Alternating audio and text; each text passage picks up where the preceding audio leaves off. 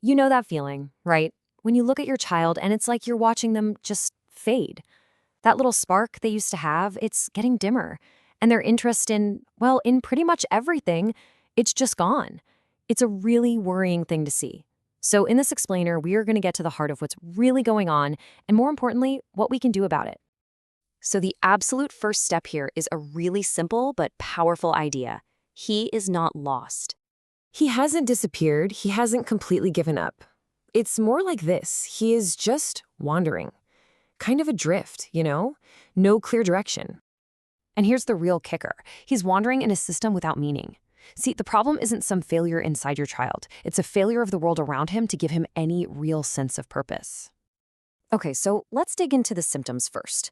What does this disconnection actually look like? Day to day.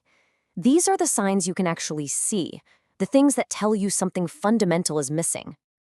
I want you to just think back for a second. Before all this started, he was so alive. He wanted things. He had goals. He actually tried. That person is definitely still in there, but they've been buried under this growing sense of nothingness.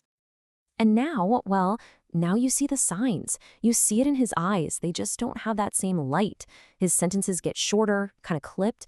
Every single question gets an I don't know. Every request is met with later. And then eventually it just turns into a wall. Leave me alone. I mean, does any of that sound familiar? And this doesn't happen all at once. No, it's a slow retreat. After about a year of this, he starts to shut down. Give it 2 years, and he's actively disconnecting from school, hobbies, maybe even from you. And by year 3, he's just going through the motions. He's running on complete autopilot. Now, here's where so many of us get it wrong. We see all these signs and we slap a label on it. It's a motivation problem. We think, oh, if I could just motivate him, he'd snap right out of it. But that's a total misdiagnosis of what's really going on.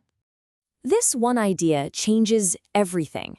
The problem we see is a loss of motivation, but the problem that is a loss of meaning. Think about it like this. It's not that the car is out of fuel, it's that the driver has no map, no compass, and no destination they actually want to drive to. And so what do? We wait. We hang on to this hope that one day something's just going to click, that he'll have some big breakthrough, he'll grow up, and he'll suddenly get it. We just hope he'll understand. But here's the tough part. Meaning isn't something that just shows up with age, like it's a birthday present. It doesn't magically appear when someone grows up. It's something that has to be built on purpose. So why is this even happening in the first place?